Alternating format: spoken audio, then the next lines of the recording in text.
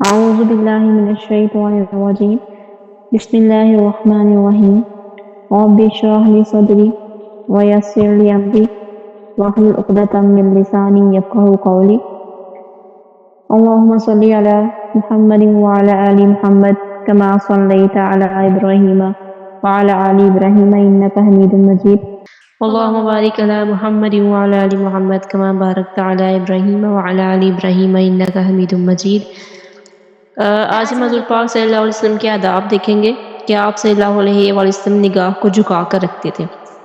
آپ صلی اللہ علیہ وسلم کی نگاہ چیزوں کا پیچھا نہیں کرتی تھی۔ آپ صلی اللہ علیہ وسلم کسی چیز کو نظر جما کر نہیں دیکھتے تھے اور اوپر دیکھنے کی بنسبت زمین کی جانب زیادہ دیکھا کرتے تھے۔ صحابہ کرام رضی اللہ تعالیٰ عنہ کے ساتھ چلتے وقت آپ صلی اللہ علیہ وآلہ وسلم ان سے آگے نہیں بڑھتے تھے اور راستے میں آپ صلی اللہ علیہ وآلہ وسلم سے جو کوئی ملتا تھا آپ صلی اللہ علیہ وآلہ وسلم سلام میں پہل کیا کرتے تھے۔ رسول اللہ صلی اللہ علیہ وسلم جب گفتگو فرماتے تو جامع کلمات میں گفتگو فرماتے، مطلب آپ صلی اللہ علیہ وآلہ وسلم کا کلام جدا جدا ہوتا۔ آپ صلی اللہ علیہ وآلہ وسلم ضرورت کے مطابق بولتے تھے۔ آپ کی بات نہ ضرورت سے کم ہوتی تھی اور نہ زیادہ ہوتی تھی، اور ایسی گفتگو حکمت کی علامت ہے۔ آپ صلی اللہ علیہ وآلہ وسلم کا ارشاد ہے، فضول باتیں چھوڑ دینا آدمی کے اسلام کی خوبی ہے۔ اور آپ صلی اللہ علیہ وآلہ وسلم کا فرمان ہے، جو شخص اللہ اور آخرت کے دن پر ایمان رکھتا ہے اسے اچھی بات کرنی چاہیے یا پھر خاموش رہنا چاہیے۔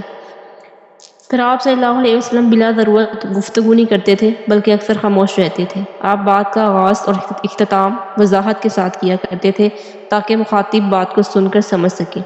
اور پھر رسول اللہ صلی اللہ علیہ وسلم اکثر غمزدہ رہتے، ہمیشہ غور و فکر کرتے رہتے، فارغ نہیں بیٹھتے تھے۔ آپ صلی اللہ علیہ وسلم نرم خو تھے، نہ کسی سے جفاکاری کرتے تھے، نہ کسی کی توہین کرتے تھے، ایک عام سی نعمت کو بھی عظیم سمجھتے تھے، کسی شے کی نہ تعریف کرتے اور نہ ہی مذمت۔ رسول اللہ صلی اللہ علیہ وآلہ وسلم دنیاوی امور میں غصہ نہیں کرتے تھے، اور جب تک آپ صلی اللہ علیہ وسلم حق کا انتقام نہ لیتے آپ کا غصہ ٹھنڈا نہ ہوتا۔ مطلب اپنی ذات کے لیے آپ کبھی ناراض نہیں ہوئے، نہ ہی اپنی ذات کے لیے آپ نے کبھی بدلہ لیا۔ اللہ کے حکم کی خلاف ورزی ہو، اللہ کے حکم کا مذاق اڑایا جائے، اور اگر اس پر اللہ تعالیٰ کا حکم ہو تو ہی حضور پاک صلی اللہ علیہ وسلم اس پر ایکشن لیا کرتے تھے۔ رسول اللہ صلی اللہ علیہ وآلہ وسلم کو جب غصہ آتا تو اپنا چہرہ دوسری جانب کر لیتے، اور جب آپ صلی اللہ علیہ وسلم خوش ہوتے تھے تو نگاہ جھکا لیتے تھے۔ آپ صلی اللہ علیہ وسلم صرف مسکراتے تھے۔ آپ صلی اللہ علیہ وسلم کا غصہ جلد ہی ختم ہو جاتا تھا۔ رسول اللہ صلی اللہ علیہ وسلم جب گفتگو فرماتے تو 3 مرتبہ گفتگو فرماتے تھے، اور جب سلام کہتے تھے تو بھی 3 مرتبہ سلام کہتے تھے، اور جب تو بھی 3 مرتبہ اجازت مانگتے تھے والا آپ صلی اللہ علیہ وسلم کی بات کو سمجھ سکے، کیونکہ آپ صلی اللہ علیہ وسلم جانتے تھے کہ ٹھیک ٹھیک پہنچا دینا آپ صلی اللہ علیہ وسلم پر واجب ہے۔ رسول اللہ صلی اللہ علیہ وسلم مباح باتوں میں صحابہ کرام کے ساتھ شریک ہوتے تھے۔ جب وہ دنیا کا ذکر کرتے تو آپ صلی اللہ علیہ وسلم بھی ان کے ساتھ دنیا کا ذکر کرتے، جب وہ آخرت کا ذکر کرتے تو آپ صلی اللہ علیہ وسلم بھی ان کے ساتھ آخرت کا ذکر کرتے، جب وہ کھانے پینے کا ذکر کرتے تو آپ صلی اللہ علیہ وسلم بھی ان کے ساتھ کھانے کا ذکر کرتے۔ رسول اللہ صلی اللہ علیہ وسلم جب بیٹھا کرتے تو اپنے گھٹنوں کو کھڑا رکھتے اور اپنے ہاتھوں سے ان کے گرد حلقہ بناتے، اور جب آپ صلی اللہ علیہ وسلم کھانے کے لیے بیٹھتے تو اپنے دائیں پاؤں کو سیدھا رکھتے اور بائیں پاؤں پر بیٹھ جاتے۔ اس لیے اگر ہم دیکھیں تو زمین پر بیٹھ کے کھانا بھی زیادہ سنت اس لیے ہے کہ یہ نبی پاک صلی اللہ علیہ وسلم کے جو ہے وہ طریقہ کار تھا۔ رسول اللہ صلی اللہ علیہ وسلم کی خدمت میں جب کھانا پیش کیا آپ صلی اللہ علیہ وسلم اس پر نقص نہیں نکالتے تھے۔ اگر آپ صلی اللہ علیہ وسلم کو پسند ہوتا تو کھا لیتے، نہ پسند ہوتا تو چھوڑ دیتے۔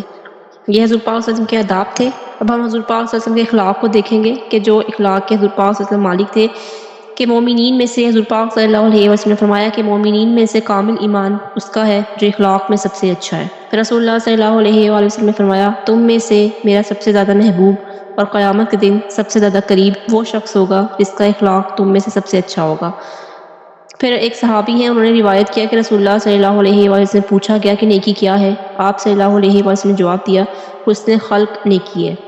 پھر رسول اللہ صلی اللہ علیہ وآلہ وسلم سے پوچھا گیا سب سے افضل عمل کون سا ہے؟ آپ صلی اللہ علیہ وآلہ وسلم نے جواب دیا حسن خلق سب سے افضل عمل ہے۔ رسول اللہ صلی اللہ علیہ وآلہ وسلم سے انس و محبت ہے، اس کا طریقہ کار یہ ہے کہ کیونکہ اخلاق کے باب میں آپ صلی اللہ علیہ وسلم بہترین مثال ہے، اور آپ صلی اللہ علیہ وسلم کے اخلاق جو ہیں وہ ایمان کا مکمل نمونہ ہے۔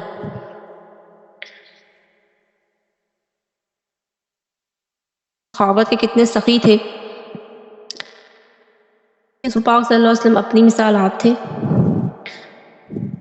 آپ صلی اللہ علیہ وسلم کے پاس دینے کو کچھ ہوتا تو آپ صلی اللہ علیہ وسلم نے کسی سائل کو خالی ہاتھ نہیں لٹایا کبھی بھی۔ ایک شخص نے آپ صلی اللہ علیہ وسلم سے اس چادر کا سوال کر دیا جسے آپ صلی اللہ علیہ وسلم نے پہن رکھی تھی، اور ہمیشہ اکثر پہنا کرتے تھے اس چادر کو، جسے ہم اکثر سنتے ہیں کالی کملی، کالی شال ٹائپ ہوتی تھی حضور پاک صلی اللہ علیہ وسلم کے شولڈر پہ۔ تو یہ حضرت محمد صلی اللہ علیہ وسلم کی سخاوت ہے کہ ایک شخص نے اس کا بھی سوال کر دیا، مطلب کہ وہ چادر بھی حضور پاک صلی اللہ علیہ وسلم سے مانگ لی۔ آپ صلی اللہ علیہ وآلہ وسلم نے گھر میں داخل ہو کر اس کو اتارا، اسے اپنے ہاتھ میں پکڑا اور باہر نکل کر اس آدمی کو دے دیا۔ صحیح بخاری میں اور صحیح مسلم میں دونوں میں یہ روایت ہے کہ رسول اللہ صلی اللہ علیہ وآلہ وسلم سے کیا گیا تو آپ صلی اللہ علیہ وآلہ وسلم نے کبھی جواب میں نہ نہیں کی۔ سیدنا انس رضی اللہ تعالیٰ عنہ کا بیان ہے کہ اسلام کے نام پر رسول اللہ صلی اللہ علیہ وآلہ وسلم سے جس بھی چیز کا سوال کیا گیا آپ صلی اللہ علیہ وآلہ وسلم نے اسے عطا کر دیا۔ ایک شخص نے آپ صلی اللہ علیہ وآلہ وسلم سے سوال کیا کہ آپ صلی اللہ علیہ وسلم نے اس کو بکریوں کا بہت بڑا ریوڑ دے دیا۔ اپنی قوم میں جا کر اس نے کہا، اے میری قوم تم مسلمان ہو جاؤ، کیونکہ رسول اللہ صلی اللہ علیہ وآلہ وسلم وہ کچھ عطا کرتے ہیں جس کے بعد فاقے کا خوف نہیں رہتا۔ پھر ایک شخص نے رسول اللہ صلی اللہ علیہ وآلہ وسلم کے پاس دنیا کی غرض سے ہی آتا تھا، مگر شام تک دین اس کو دنیا و مافیا سے محبوب ہو جاتا تھا۔ رسول اللہ صلی اللہ علیہ وسلم کی سخاوت پر ایک روایت کی ہے ابن عباس رضی اللہ تعالیٰ عنہ نے کہ رسول اللہ صلی اللہ علیہ وسلم کے جود و سخا کے متعلق پوچھا گیا تو ابن عباس رضی اللہ تعالیٰ عنہ نے فرمایا کہ رسول اللہ صلی اللہ علیہ وآلہ وسلم تمام لوگوں سے زیادہ سخی تھے، خصوصاً رمضان میں جب سیدنا جبرائیل علیہ السلام وحی لے کر نازل ہوتے اور آپ صلی اللہ علیہ وآلہ وسلم کے ساتھ قرآن پاک کا دور کرتے، بہت زیادہ سخاوت کیا کرتے تھے۔ چنانچہ آپ صلی اللہ علیہ وآلہ وسلم آندھی سے بھی تیز مال خرچ کیا کرتے تھے، تو اتنی سخاوت کرتے تھے کہ بہت زیادہ صدقہ خیرات کرتے تھے، بہت زیادہ، کہ جیسے آندھی آتی ہے اور ہر چیز اڑ جاتی ہے نا، مطلب اس طرح پیسے بہاتے تھے صدقہ خیرات کے لیے۔ اور پھر 90,000 درہم کو آپ صلی اللہ علیہ وسلم کی خدمت میں پیش کیا گیا، ان کو ایک چٹائی پر رکھ دیا۔ چنانچہ آپ صلی اللہ علیہ وسلم نے کھڑے ہو کر ان کو تقسیم کرنا شروع کر دیا، اس سے فارغ ہونے تک کسی سائل کو واپس نہیں کیا۔ 90,000 درہم حضور پاک صلی اللہ علیہ وسلم کو ملے تھے اور حضور پاک صلی اللہ علیہ وسلم نے سارے کے سارے تقسیم کر دیے، اور تب تک نہیں بیٹھے جب تک وہ سارے ختم نہ ہو گئے ہوں۔ تو رسول اللہ صلی اللہ علیہ وآلہ وسلم نے سیدنا عباس رضی اللہ تعالیٰ عنہ کو کہ وہ اس کو اٹھانے کی طاقت بھی نہیں رکھتے تھے۔ آپ صلی اللہ علیہ وآلہ وسلم نے ایک صحابی ہے معوذ بن افرا، ان کو مٹھی بھر کر سونے کا زیور دیا۔ پھر ایک شخص نے آپ سے سوال کیا تو آپ صلی اللہ علیہ وسلم نے فرمایا، اس وقت میرے پاس کچھ نہیں ہے، آپ میرے ذمہ پر خریداری کریں، جب ہمارے پاس رقم آ جائے گی تو ہم وہ قرض ادا کر دیں گے۔ رسول اللہ صلی اللہ علیہ وسلم نے فرمایا، روزانہ بندے جب صبح کرتے ہیں تو دو میں سے ایک فرشتہ کہتا ہے، یا اللہ جو خرچ کرنے والا ہے اس کا مال زیادہ کر، اور دوسرا فرشتہ کہتا ہے، یا اللہ جو روکنے والا ہے اس کو نقصان پہنچا۔ رسول اللہ صلی اللہ علیہ وسلم نے یہ بھی ارشاد فرمایا کہ اللہ تعالیٰ فرماتے ہیں، ابن آدم خرچ کر، تجھ پر بھی خرچ کیا جائے گا۔ اور پھر فرمایا، اللہ تعالیٰ کا ارشاد ہے قرآن پاک میں، اور جو تم خرچ کرتے ہو بس وہی اس کا بدلہ بھی دیتا ہے، اور وہی بہترین رزق دینے والا ہے۔ مطلب کہ جو ہم اللہ تعالیٰ کی راہ میں خرچ کرتے ہیں اصل وہی ہم جمع کر رہے ہیں، وہی ہماری نیکیاں جمع ہو رہی ہیں، جتنا ہم اللہ تعالیٰ کی رضا میں، اللہ تعالیٰ کی خاطر، اللہ تعالیٰ کے راستے میں خرچ کرتے ہیں، اور جتنا ہم بچا کے رکھتے ہیں وہ تو بچا ہوا ہے، مطلب اس کا تو کوئی نیکی ہمیں نہیں مل رہی، جتنا ہم خرچ کریں اصل میں وہی ہمارا سیو ہو رہا ہے آخرت میں۔ اب ہم دیکھیں گے حضور پاک صلی اللہ علیہ وسلم کا حلم سے مراد ایسا ضبط نفس ہے جو غصے میں آدمی سے کسی ناپسندیدہ بات ہو جاتی ہے، کوئی کام غلط ہو جاتا ہے، اور نہ کسی بات یا کسی کام میں اس کو غلط اثر جو ہے نا وہ دکھائی دے، مطلب ایسا ہو جاتا ہے کہ انسان غصے میں سمجھ نہیں آتی اس کو کہ وہ کیا کر رہا ہے، کیا بول رہا ہے۔ تو رسول اللہ صلی اللہ علیہ وسلم کا جو تھا وہ حلم بہت ضرب المثل تھا۔ احد کے دن جب آپ صلی اللہ علیہ وآلہ وسلم کے رخسار زخمی ہو گئے، دندان مبارک بھی شہید ہو گئے، تو خود آپ صلی اللہ علیہ وسلم کے سر مبارک میں پیوست ہو گیا تھا پتھر۔ اس وقت بھی آپ صلی اللہ علیہ وسلم نے فرمایا، یا اللہ میری قوم کو ہدایت دے، یہ جانتے نہیں ہیں۔ یہ فو درگزر اور صبر و صحافت کا انتہائی مقام ہے، انتہائی درجے کا۔ پھر آپ صلی اللہ علیہ وآلہ وسلم سے ایک شخص تھا، اس نے کہا انصاف کریں، اس تقسیم سے آپ صلی اللہ علیہ وسلم اللہ کی رضا نہیں چاہتے ہیں۔ اس پر آپ صلی اللہ علیہ وسلم نے بردباری کا مظاہرہ کر کے فرمایا میں اگر عدل نہیں کروں گا تو اور کون کرے گا؟ پھر آپ صلی اللہ علیہ وآلہ وسلم نے خود اس سے بدلہ چکایا اور نہ کسی صحابی کو ہی اس کا حکم دیا۔ مطلب کہ کتنا برا سلوک کیا گیا اور حضور پاک صلی اللہ علیہ وسلم نے کتنے خوبصورت انداز میں اس کا جواب دیا۔ ایک اشتہاتی شخص تھا، اس نے آپ صلی اللہ علیہ وآلہ وسلم کو چادر سے پکڑ کر اس شدت سے کھینچا کہ آپ کی گردن مبارک پر اس کا نشان پڑ گیا۔ اس نے کہا اللہ تعالیٰ نے آپ کو جو مال دیا ہے میرے 2 اونٹوں پر اس کو لا دو، کیونکہ آپ جو مجھے مال دیں گے وہ نہ آپ کا ہے اور نہ ہی آپ کے باپ کا ہے۔ آپ صلی اللہ علیہ وآلہ وسلم نے بردباری کا مظاہرہ کیا اور صرف یہی فرمایا سارا مال ہی اللہ کا ہے اور میں اس کا بندہ ہوں، مگر جو کچھ تم نے کہا ہے اس کا بدلہ چکایا جائے گا۔ دیاتی نے جواب دیا نہیں۔ آپ صلی اللہ علیہ وسلم نے پوچھا کیوں؟ اس نے کہا کیونکہ آپ صلی اللہ علیہ وسلم برائی میں جواب نہیں دیا کرتے۔ تو آپ صلی اللہ علیہ وسلم نے مسکرا کر حکم دیا کہ اس کے ایک اونٹ پر جو اور دوسرے پہ کھجوریں لاد دی جائیں۔ کہ دیکھو کیسا ہے تحمل اور کتنا کمال ہے کہ جس نے اتنی زور سے چادر کھینچی ہو اور وہ آپ مطلب گردن پہ نشان پڑ جائے، اس کے ساتھ بھی حضور پاک صلی اللہ علیہ وسلم کا یہ رویہ، یہ حسن خلق۔ پھر آج تک یہ ثابت نہ ہو سکا کہ آپ صلی اللہ علیہ وآلہ وسلم نے اپنی خاطر کسی ظلم کا بدلہ چکایا ہو۔ نہ آپ صلی اللہ علیہ وآلہ وسلم نے کسی خادم کو پیٹا، نہ ہی آپ صلی اللہ علیہ وآلہ وسلم نے کبھی کسی عورت کو مارا۔ حالانکہ حضور پاک صلی اللہ علیہ وسلم کی ہم نے دیکھا تھا کل کہ 15 روایت کے اکارڈنگ بیویاں تھیں، کچھ کی ایسی باتیں بھی بہت بری لگی تھیں کہ ان کو طلاق تک دے دی تھی، لیکن کبھی کسی عورت پہ ہاتھ نہیں اٹھایا، کبھی کسی عورت کو غصہ نہیں نکالا، کبھی کسی کو مارا نہیں۔ سیدہ عائشہ رضی اللہ تعالیٰ عنہا سے روایت ہے کہ وہ فرماتی ہیں کہ میں نے رسول اللہ صلی اللہ علیہ وآلہ وسلم کو کسی ظلم کا بدلہ چکاتے کبھی نہیں دیکھا جب تک اللہ تعالیٰ کے کسی حرام کردہ فعل سے اس کا تعلق نہ ہوتا، نہ ہی جہاد فی سبیل اللہ کے علاوہ آپ صلی اللہ علیہ وآلہ وسلم نے کسی کو اپنے ہاتھ سے مارا، نہ ہی آپ صلی اللہ علیہ وآلہ وسلم نے کسی غلام یا بیوی کو بھی پیٹا۔ پھر ایک شخص تھا زید بن ثنا، وہ آپ صلی اللہ علیہ وسلم کے پاس آیا۔ وہ مدینہ میں یہود کا عالم تھا۔ وہ رسول اللہ صلی اللہ علیہ وآلہ وسلم سے اپنے قرض کا مطالبہ کر رہا تھا۔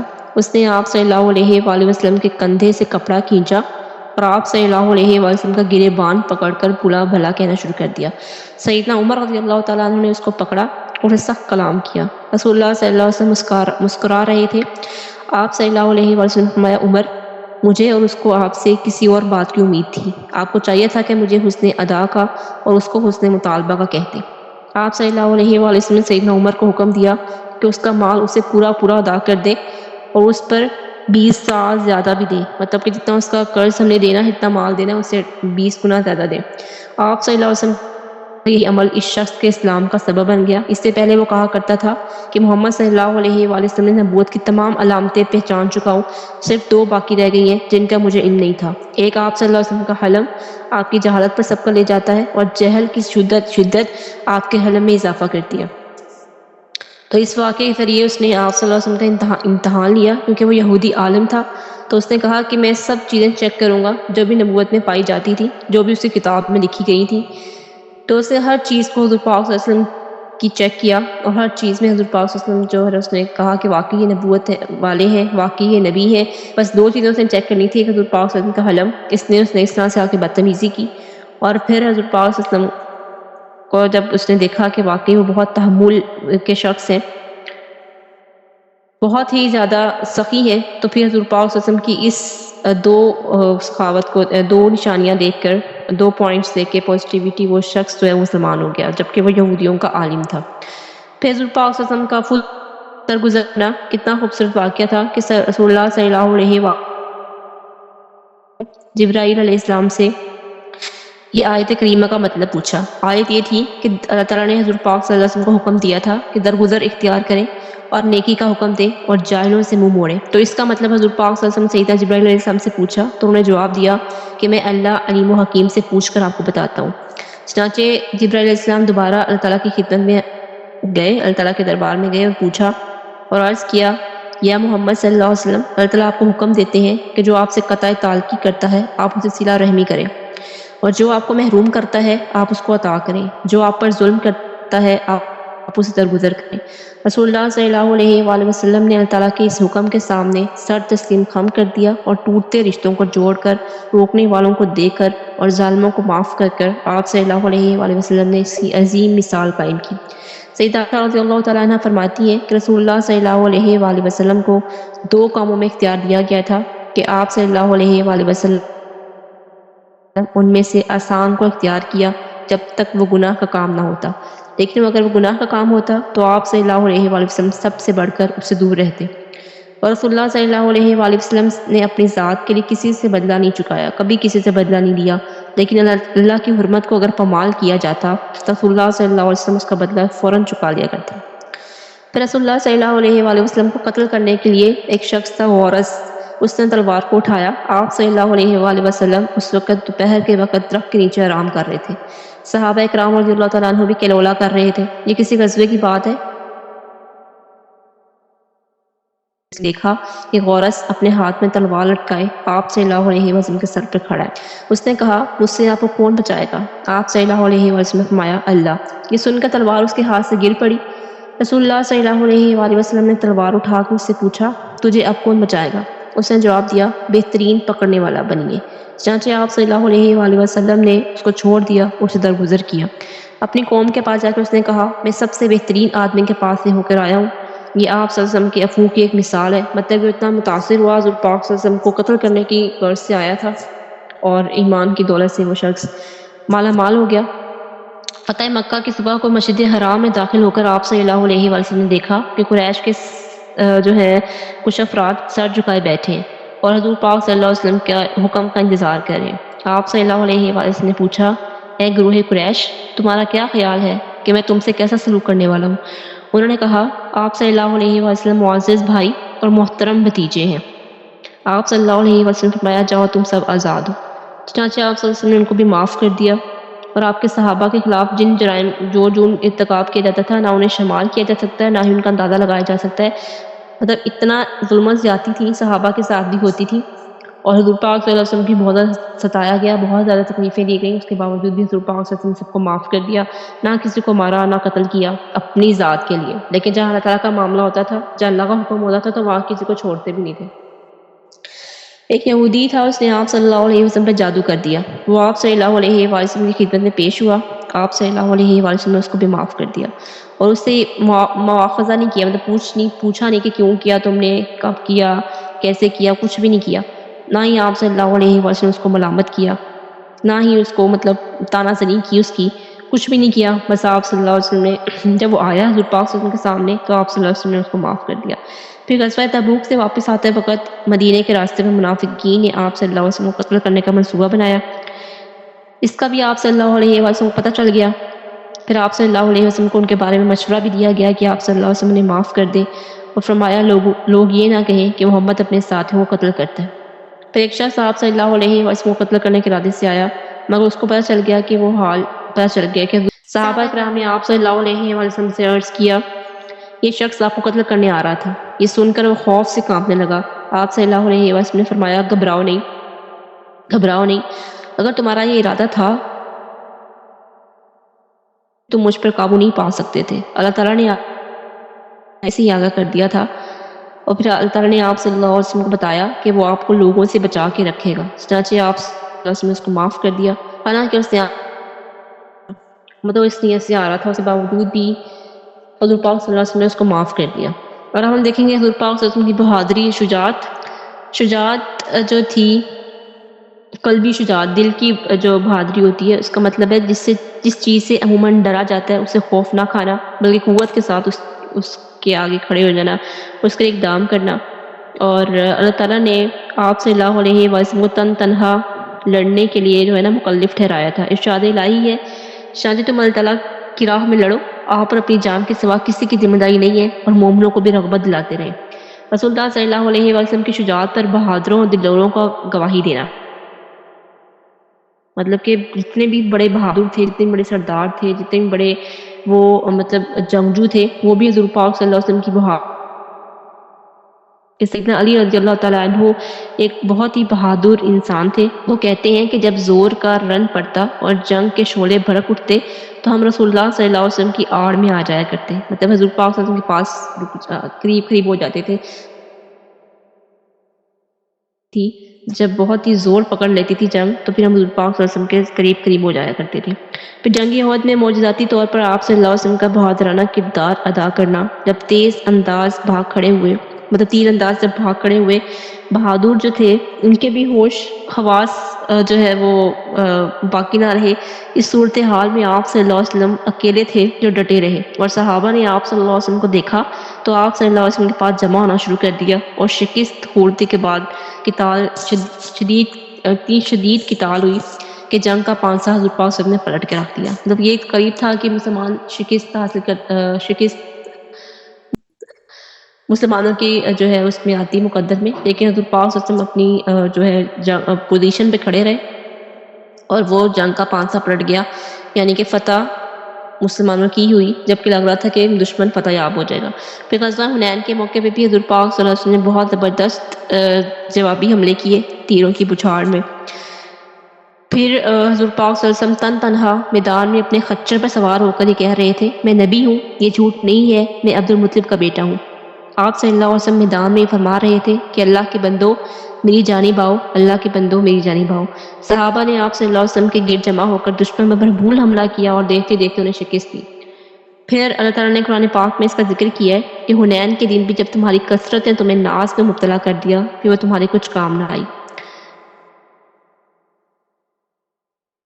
حنین میں کہ ہم ہی جیتیں گے، بھائی ہمارے پاس اسلحہ بھی ہے، ہمارے پاس تعداد بھی زیادہ ہے مسلمانوں کی، تو ہم ہی جیتیں گے. انہوں نے اللہ تعالیٰ پر توکل نہیں کیا، انہوں نے اپنی ذات پر توکل کیا، اپنے اسلحہ پر، اپنی طاقت پر بھروسہ کیا. تو اس وجہ سے اللہ تعالیٰ نے کہا کہ تم نے غرور کیا تھا اپنے آپ پر، اپنی ذات پر، اپنے اسلحے پر، اپنی طاقت پر، اس وجہ سے تم جنگ ہار گئے ہو. تمہاری کثیر تعداد بھی تمہیں فائدہ نہیں دے سکی، کیونکہ اللہ تعالیٰ پر توکل کر کے انسان ہر چیز، ہر میدان سے نکل جاتا ہے، ہر میدان میں کامیاب ہوتا ہے.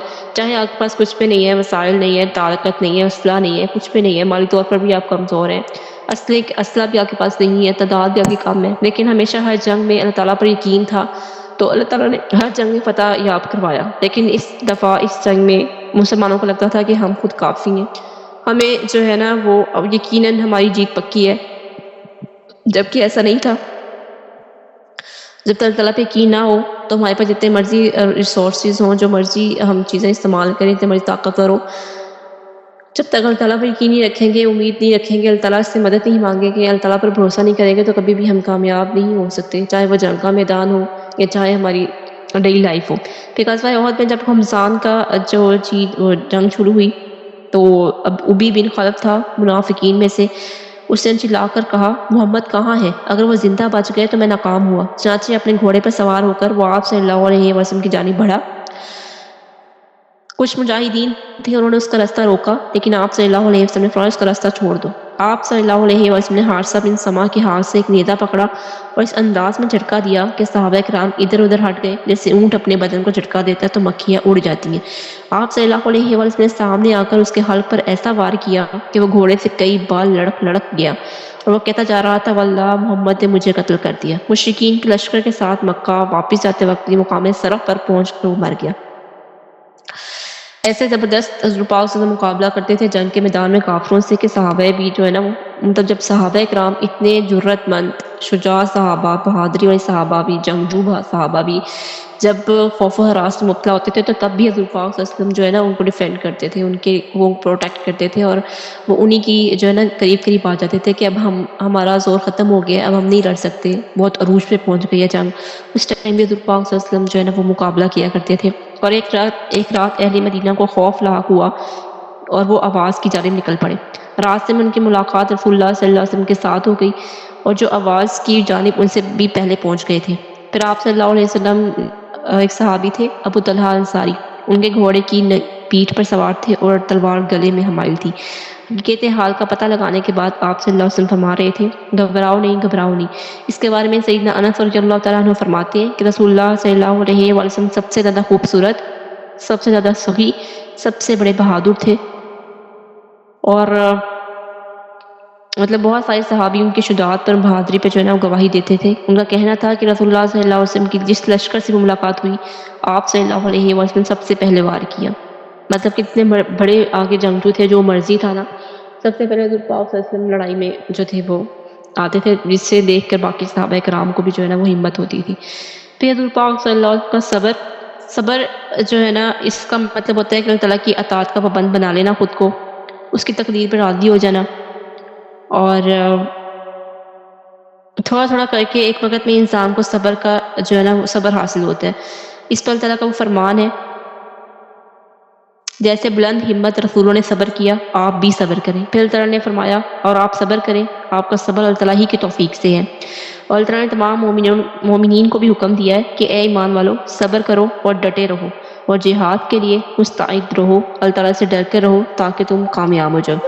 تو رسول اللہ صلی اللہ علیہ وآلہ وسلم نے 13 سال کے عرصے تک جو ہے وہ رسالت کی تبلیغ جب کی، اس نے بہت صبر کا مظاہرہ کیا، حتیٰ کہ آپ صلی اللہ علیہ وسلم کا پیغام اللہ تعالیٰ کے حکم سے پورے عالم تک پہنچ گیا۔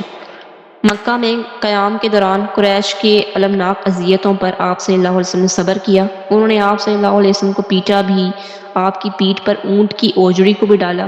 شعیب ابی طالب نے خاندان بنی ہاشم کے ساتھ 3 سال تک آپ کا محاصرہ بھی کیا تھا، آپ کو قتل کرنے کے لیے آدمیوں کو بھیجا، مگر اللہ تعالیٰ نے آپ کو ہر سازش سے، ہر تکلیف سے، ہر منصوبے، دشمنوں کے منصوبے سے بچا کے رکھا۔ یہ سب کچھ آپ صلی اللہ علیہ وسلم کی دعوت سے ہٹ سکا، نہ آپ کو دعوت سے ہٹا سکا، بلکہ اس نے آپ کے عزم کو پختہ کر دیا۔ پھر غم کے سال عام الحزن میں جب حضور پاک صلی اللہ علیہ وسلم نے صبر کیا، جب آپ کی ہمدرد بیوی سیدہ خدیجہ رضی اللہ تعالی عنہا اور آپ کے غمسار چچا سیدنا ابو طالب کا انتقال ہو گیا، جو آپ کی حمایت اور دفاع کیا کرتے تھے، ان مصیبتوں پر بھی آپ صلی اللہ علیہ وسلم نے صبر کو اپنے ساتھ جوڑے رکھا۔ نہ ہی آپ صلی اللہ علیہ وسلم کی قوت کمزور ہوئی، نہ آپ صلی اللہ علیہ وسلم کا عزم کمزور ہوا، کیونکہ آپ صلی اللہ علیہ وآلہ وسلم نے اس صبر کے ساتھ اس غم کا سامنا کیا تھا کہ بہادروں کی تاریخ میں اس کی مثال نہیں ملتی۔ پھر جیسے جتنی بھی جنگیں ہوئی، بدر ہوا، غزوہ بدر ہوا، احد ہوا، خندق ہوا، حنین ہوا، طائف، تبوک وغیرہ، تمام جنگوں میں آپ صلی اللہ علیہ وسلم نے بہت صبر کیا، بہت جو ہے وہ ہمت دکھائی، شجاعت دکھائی، اور آپ نے بزدلی کسی میں بھی نہیں دکھائی۔ نہ ہی آپ صلی اللہ علیہ وسلم نے شکست کھائی، نہ ہی آپ صلی اللہ علیہ وسلم نے ہمت ہاری، اور نہ ہی آپ نے بے بسی کا اظہار کیا، نہ آپ مایوس ہوئے، نہ آپ کا دل اچاٹ ہوا۔ آپ صلی اللہ علیہ وسلم نے کئی جنگوں میں خود قیادت فرمائی اور کئی سرایا کو روانہ کیا۔ آپ صلی اللہ علیہ وسلم نے زندگی کے 10 سال ایک سے دوسری سے تیسری جنگ میں گزار دیا۔ مطلب کہ ایسے جنگیں ہوتی تھیں کہ بیٹھے بیٹھے مطلب کہ ایک دم سے جنگ چھڑ جاتی تھی، کوئی تیاری نہیں ہوتی تھی، کوئی مینٹلی پریپیئر نہیں ہوتے تھے، کوئی فزیکلی پریپیئر نہیں ہوتے تھے، کچھ بھی نہیں ہوتا تھا، نارمل زندگی گزار رہے ہوتے تھے، ایک دم سے جی کفار جو تھے وہ چڑھ جاتے تھے مسلمانوں پر اور ایک دم سے جنگ چھڑ جاتی تھی۔ ایسی جنگوں کا مقابلہ کیا ہے، نہ کوئی پلاننگ ہوتی تھی، نہ اسلحہ ہوتا تھا، نہ صحابہ کی کتنی تعداد تھی، نئے لوگ مسلمان ہو رہے تھے، تو کفار بہت زیادہ تھے تعداد میں، تو بہت زیادہ جنگیں جو ہے نا وہ چھڑ جاتی تھی۔ رسول اللہ صلی اللہ علیہ وآلہ وسلم نے ان تمام حالات میں صبر کیا، نہ آپ کی ہمت نے جواب دیا، نہ ہی آپ نے سستی کا مظاہرہ کیا۔ حالانکہ آپ صلی اللہ علیہ وآلہ وسلم کو جس قدر تکلیفوں سے دوچار کیا گیا تھا، جتنی مصیبتیں آپ کو دی گئی تھیں، جتنا آپ کا مصیبتوں سے پالا پڑا، اگر اس میں مبتلا ہوتا تو وہ دعوت سے ہاتھ کھینچ لیتا، وہ تبلیغ کرتا ہی نہ، وہ سب کچھ چھوڑ کر بیٹھ جاتا۔ یہ اللہ تعالیٰ نے رسول اللہ صلی اللہ علیہ وسلم کو بچائے رکھا، صبر و ہمت سے نوازا، آپ کو قوت عطا فرمائی تھی۔ اور اللہ تعالیٰ نے جیسے ابھی ہمیں پہلے پڑھا کہ اللہ تعالیٰ نے فرمایا تھا کہ صبر اللہ کی توفیق سے ہی ملتا ہے، کوئی انسان خود سے صبر نہیں کر سکتا۔ یہ فیلنگز آنا، صبر کا دل میں اتر جانا اللہ کی طرف سے ہوتا ہے، اللہ جس میں صبر ڈال دے اسی کو صبر آتا ہے۔ کوئی انسان کو جتنا مرضی کنٹرول کر لے اس سے کنٹرول نہیں ہوتا۔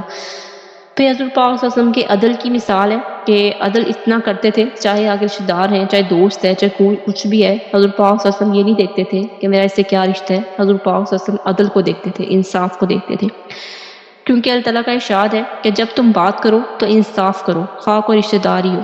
پھر اللہ تعالیٰ نے فرمایا کہ جب تم لوگوں کے درمیان فیصلہ کرو تو انصاف کے ساتھ فیصلہ کرو،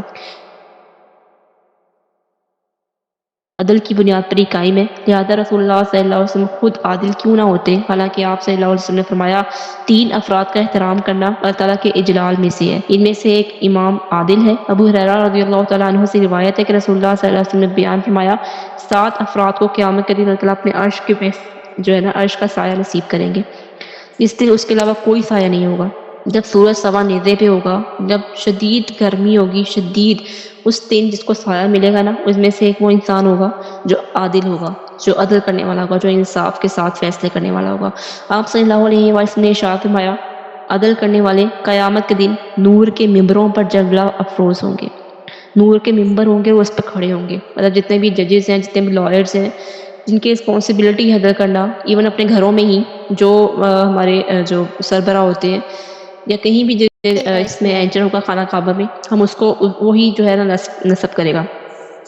تو سب سے پہلے جو شخص آیا وہ رسول اللہ صلی اللہ علیہ وسلم تھے. انہوں نے کہا آپ امین ہیں، ہم آپ کے فیصلے پر راضی ہوں گے. آپ صلی اللہ علیہ وسلم نے فیصلہ کیا کہ حجر اسود کو ایک چادر میں رکھ کر ہر قبیلے کا سردار ایک کنارے سے اٹھائے گا. اس کے بعد آپ صلی اللہ علیہ وسلم نے فرمایا کیا اللہ کی حدود میں سے کسی حد کے بارے میں سفارش کرتے ہو؟ اللہ کی قسم فاطمہ بنت محمد بھی اگر چوری کرتی تو میں اس کے بھی ہاتھ کاٹ دیتا. یہ تب واقع ہوا تھا جب ایک شخص حضور پاک صلی اللہ علیہ وسلم کے پاس آیا تھا. اس نے کہا تھا کہ یہ قبیلے کی بہت ہی معزز جو ہے وہ عورت ہے اور بہت مالدار ہے، بہت اس کا نام ہے قبیلے میں، اس نے چوری کر لی، اسے غلطی ہو گئی تو آپ اس کو معاف کر دیں. تو حضور پاک صلی اللہ علیہ وسلم نے کہا تھا نہیں، چاہے وہ جتنی مرضی معزز ہے، جو بھی ہے، عدل انصاف سب کے لیے ایکول ہے. پھر رسول اللہ صلی اللہ علیہ وسلم کے نکاح میں 9 بیویاں تھیں. مطلب جب آپ صلی اللہ علیہ وسلم کی وفات سے پہلے جو ہے وہ 9 بیویاں زندہ تھیں اور آپ صلی اللہ علیہ وسلم کی موجودگی میں 2 کا انتقال ہو چکا تھا. آپ صلی اللہ علیہ وسلم کے درمیان عدل کیا کرتے تھے اور عدل ہی کے حریص رہتے تھے. اس کے باوجود اللہ تعالیٰ سے ڈرے ہوئے تھے اور آپ صلی اللہ علیہ وسلم نے ان کی بارگاہ میں عذر پیش کیا، یا اللہ یہ میری وہ تقسیم ہے جس کا میں مالک ہوں، لہٰذا مجھے اس پر باس پرس نہ کرنا جس کے آپ مالک ہیں، مگر میں اس کا مالک نہیں ہوں. ایک دیہاتی نے مال کی تقسیم کے وقت آپ صلی اللہ علیہ وسلم سے کہا تھا کہ آپ صلی اللہ علیہ وسلم اس سے اللہ کی رضا کا ارادہ نہیں رکھتے، لہٰذا انصاف کریں.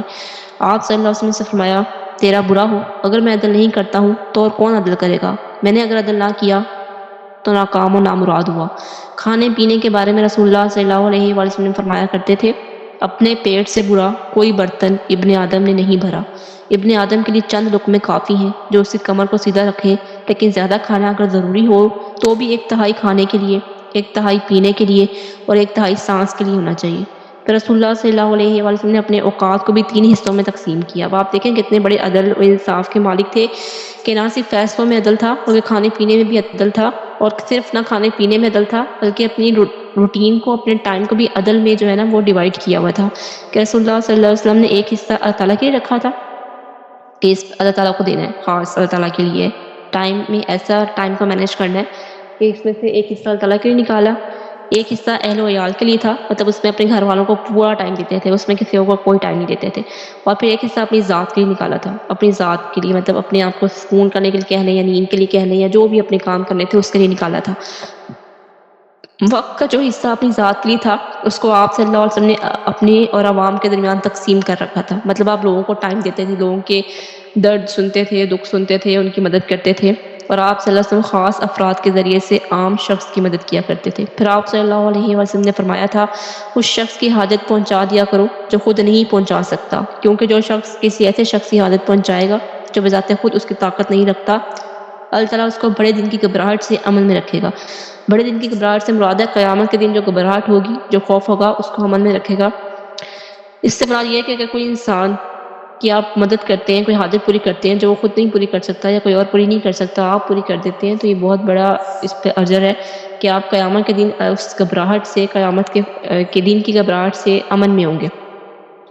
سیدنا انس رضی اللہ تعالیٰ عنہ فرماتے ہیں، سیدنا حسن رضی اللہ تعالیٰ عنہ فرماتے ہیں کہ کسی شخص کے الزام کی بنا پر رسول اللہ صلی اللہ علیہ وسلم کبھی کسی کا مواخذہ نہیں کرتے تھے، نہ ہی آپ صلی اللہ علیہ وسلم کسی کے خلاف کسی کو سچا کہتے تھے. مطلب کہ یہ نہیں ہوتا تھا کہ جو کسی پہ الزام لگا دے تو حضور پاک صلی اللہ علیہ وسلم کو سچ سمجھے، نہیں، حضور پاک صلی اللہ علیہ وسلم خود انویسٹیگیشن کرتے تھے، خود اس معاملے کو دیکھتے تھے اور پھر اس کے مطابق فیصلہ کیا کرتے تھے. یہ نہیں ہوتا تھا کہ جو جس نے کہا اس کے مطابق فیصلہ کر دیا کہ کسی نے کسی پہ الزام لگایا تو اس طرف ہو گئے.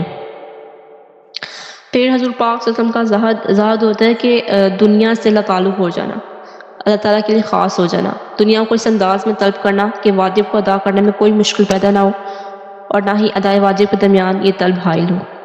مطلب کہ رسول اللہ صلی اللہ علیہ وسلم کا فرمان ہے دنیا سے بے رغبت ہو جاؤ، اللہ تعالیٰ تم سے محبت کریں گے. جو کچھ لوگوں کے پاس ہے اس سے بے رغبت ہو جاؤ، لوگ تم سے محبت کریں گے. مطلب تم لوگوں کو یہ نہ دیکھتے رہو کہ لوگوں کے پاس کیا ہے، لوگوں کے پاس یہ بھی ہے، وہ بھی ہے، لوگ اس طرح رہ رہے ہیں، لوگ اس طرح رہ رہے ہیں. ان چیزوں کو چھوڑ دو، جس کو جو ملا ہے اس کے نصیب کا ملا ہے. تو کبھی یہ نہ سوچو کہ وہ ہم سے اس چیز میں آگے نکل گیا، وہ ہم سے اس چیز میں آگے نکل گیا. ہاں، لیکن نیکی اور تقویٰ کے کاموں میں ضرور دیکھنا چاہیے اور اس میں سبقت لے جانی چاہیے، اس میں مقابلہ ہونا چاہیے کہ ایک انسان نیکیوں میں دوسرے سے آگے بڑھے، اس چیز کو سوچنا چاہیے. لیکن دنیاوی زندگی کو دیکھ کر ایک دوسرے سے جو ہے نا وہ بے رغبت ہو جاؤ، مطلب کہ تمہیں کوئی پرواہ نہ ہو کسی کو کیا مل رہا ہے، کوئی بنگلوں میں رہ رہا ہے، کوئی گاڑیوں میں رہ رہا ہے، کوئی کیا کر رہا ہے، کچھ بھی کر رہا ہے نا، اس سے بے رغبت ہو جاؤ تو لوگ تم سے محبت کریں گے۔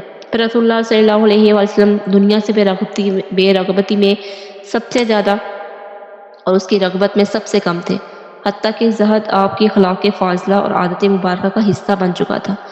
رسول اللہ صلی اللہ علیہ وسلم کا ارشاد ہے کہ میرے پاس اگر احد جتنا سونا ہوتا تو میرے پاس اس کا 3 راتیں رہنا بھی مجھے پسند نہ ہوگا، بلکہ میں اس کو ادھر ادھر خرچ کر دوں گا، البتہ جو شے میں دین کے لیے بچا کے رکھوں۔ سیدنا عمر رضی اللہ تعالیٰ عنہ نے خدمت میں حاضر ہو کر آپ صلی اللہ علیہ وسلم آپ صلی اللہ علیہ وآلہ وسلم بستر پر جو ہے وہ لیٹے ہوئے اور آپ کے تکیے میں کھجور کے پتوں کا بھرا ہوا ہے۔ انہوں نے عرض کیا رسول اللہ کیسر و کثرہ شاندار بستروں پر سوتے ہیں اور آپ اس بستر پر آرام فرما رہے ہیں۔ آپ صلی اللہ علیہ وسلم نے فرمایا عمر مجھے دنیا سے کیا غرض ہے، میں دنیا میں اس مسافری کی مانند ہوں جو کسی درخت کے سائے میں آرام کرتا ہے اور اس کو چھوڑ کر روانہ ہو جاتا ہے۔ رسول اللہ صلی اللہ علیہ وسلم کا زید و صادق یہ بہت بڑی مثال تھی کہ رسول اللہ صلی اللہ علیہ وآلہ وسلم طائف سے زخمی ہو کر جب غمگین ہو کر واپس آ رہے تھے اس وقت بڑی مثال تھی۔ سیدنا علی رضی اللہ تعالیٰ عنہ نے ان کو ان الفاظ میں بیان کیا کہ آپ صلی اللہ علیہ وآلہ وسلم سب سے زیادہ وسیع الظرف، سب سے بڑھ کر صادق، سب سے زیادہ نرم خو، سب سے شریف ساتھی تھی۔ ایک دفعہ رسول اللہ صلی اللہ علیہ وسلم گزر عبداللہ بن ابی کے پاس سے ہوا، وہ ایک مجلس میں چند مسلمانوں اور دیگر افراد کے ساتھ بیٹھا ہوا تھا تو رسول اللہ صلی اللہ علیہ وسلم اپنے خچر پر سوار تھے۔ اس نے آپ صلی اللہ علیہ وسلم سے کہا ہم پر غبار نہ اڑائیے بلکہ اپنے گھر جائیے اور جو آپ کے پاس آتا ہے اس کو آواز سنائیے، مطلب اسی کو نصیحتیں کریں، ہمیں نصیحتیں نہ کریں۔ اس پر مسلمانوں کو غصہ آ گیا، قریب تھا کہ ان میں جنگ شروع ہو جاتی۔ رسول اللہ صلی اللہ علیہ وآلہ وسلم نے چپ کرایا اور ایک دوسرے کو آڑ دینے سے روک دیا اور اپنی سواری کو ہانک دیا۔ سیدنا سعد بن معاذ بھی صحابی ہے، ان کے پاس جا کر اسٹے کیا اور پھر سارا واقعہ انہیں سنایا۔ سعد رضی اللہ تعالیٰ عنہ نے آپ صلی اللہ علیہ وآلہ وسلم سے عرض کی یا رسول اللہ اسے معاف فرمائیے، اس سے درگزر کیجیے۔ وادی مدینہ کے لوگ اس کو بادشاہت کا تاج پہنانے پر متفق ہو چکے تھے کہ اللہ تعالیٰ نے آپ صلی اللہ علیہ وسلم کو بھیج کر حق کے ساتھ اس کو پلٹا دیا، چنانچہ اس کو قلق رہتا ہے۔ آپ صلی اللہ علیہ وسلم نے اس کو معاف کر دیا۔ پھر رسول اللہ صلی اللہ علیہ وسلم جب واپسی کا ارادہ کیا تو سیدنا سعد نے پلان کے ساتھ ایک گدھا آپ کے لیے تیار کر دیا۔ رسول اللہ صلی اللہ علیہ وسلم اس پر سوار ہو گئے اور سعد نے اپنے بیٹے کیسے کہا رسول اللہ صلی اللہ علیہ وسلم کے ساتھ جاؤ۔ پھر رسول اللہ صلی اللہ علیہ وسلم نے کیسے فرمایا کہ تم بھی سوار ہو جاؤ۔ کیسے سوار ہونے سے انکار کر دیا تو آپ صلی اللہ علیہ وسلم نے فرمایا یا میرے ساتھ گدھے پہ سوار ہو جاؤ یا واپس پلٹ جاؤ۔ اس نے کہا میں واپس چلا جاتا ہوں۔ پھر آپ صلی اللہ علیہ وسلم نے فرمایا کہ میرے آگے بیٹھ جاؤ کیونکہ سواری والا شخص اگلی جانب کا زیادہ مستحق ہوتا ہے۔ پھر صحابہ کے ساتھ بھی اور سیدنا انس رضی اللہ تعالیٰ عنہ فرماتے ہیں کہ میں نے 10 سال تک رسول اللہ صلی اللہ علیہ وسلم کی خدمت کی، آپ نے مجھے کبھی اف تک نہیں کہا، اور جو کام میں نے کر دیا اس کے بارے میں کبھی یہ نہیں پوچھا کہ تم نے کیوں کیا، اور جو کام میں نے نہیں کیا آپ نے کبھی یہ بھی نہیں کہا کہ تم نے یہ کام کیوں نہیں کیا۔ سیدہ عائشہ فرماتی ہے کہ رسول اللہ صلی اللہ علیہ وآلہ وسلم سے حسن اخلاق کا مالک کوئی نہیں تھا۔ آپ صلی اللہ علیہ وآلہ وسلم کو کسی صحابی یا بیوی نے دعوت میں بلایا تو آپ نے لبیک کہا اور اس کی دعوت کو قبول کیا۔ پھر آپ صلی اللہ علیہ وسلم اپنے صحابہ کے ساتھ بھی مزاح کیا کرتے تھے، ان سے مل جل کر رہا کرتے تھے، ان سے باتیں کیا کرتے تھے، ان کے بچوں کو بھی کھلایا کرتے تھے، ان کو اپنی گود میں بٹھایا کرتے تھے۔ آزاد، غلام، لونڈی، مسکین ہر ایک کی دعوت کو قبول کر لیتے تھے۔ مدینے کے انتہائی جانبی مریض کی عیادت کرتے اور جو عذر پیش کرتا اسے قبول کر لیتے تھے۔ سیدنا انس رضی اللہ تعالیٰ عنہ فرماتے ہیں کہ کسی شخص نے آپ صلی اللہ علیہ وآلہ وسلم کے کان میں کوئی بات کہنا ہوتی تو آپ صلی اللہ علیہ وآلہ وسلم اپنا سر مبارک جھکا دیتے اور جھکا کر ہی رکھتے تھے، حتیٰ کہ وہ آدمی خود ہی اپنا سر پیچھے ہٹاتا، اور نہ ہی آپ صلی اللہ علیہ وسلم کسی کا ہاتھ پکڑ کر چھوڑتے، حتیٰ کہ دوسرا آدمی خود ہی آپ صلی اللہ علیہ وسلم کے ہاتھ کو چھوڑتا، مطلب سلام کرتے وقت۔ اور پھر آپ صلی اللہ علیہ وسلم کو مجلس میں ساتھیوں کے سامنے پاؤں پھیلائے کبھی نہیں دیکھا تھا۔ پھر ایک شخص کہتا ہے کہ کوئی آپ صلی اللہ علیہ وسلم سے ملاقات کرتا تو آپ سلام میں پہل کرتے، صحابہ کرام سے پہلے مصافحہ کیا کرتے تھے، آپ کو صحابہ کے درمیان پاؤں پھیلاتے کبھی نہیں دیکھا گیا کہ کسی کو اذیت نہ پہنچے۔